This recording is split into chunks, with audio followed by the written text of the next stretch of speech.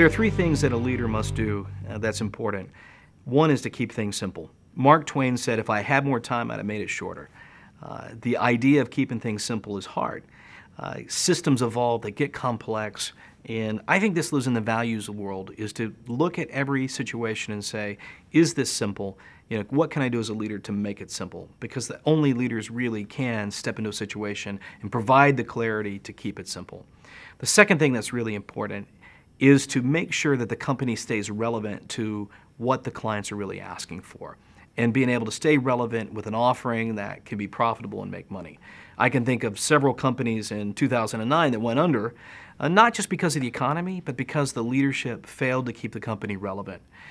That's more than just a business strategy issue. It's a really values-based issue, because it goes into what do you spend your time on, and values drive your time. So, as a leadership team, we spend a lot of time talking about, what are we doing today, and is it relevant to what the customer really, really wants? And then lastly, the leader's job is to inspire the culture, to be very intentional about the culture. Sometimes we think culture happens from just happy teams, or we leave it to just the day-to-day business to find fun in the work, and we're not as intentional about that as we can be. As we start up offices around the world, even if it's a team of 5 people in Argentina, we ask the leader to create cultural rituals early on. And someone could look at it and say, that's kind of goofy, there's really 5 people around a room, and who gets employee of the week this week, and you're passing it back and forth.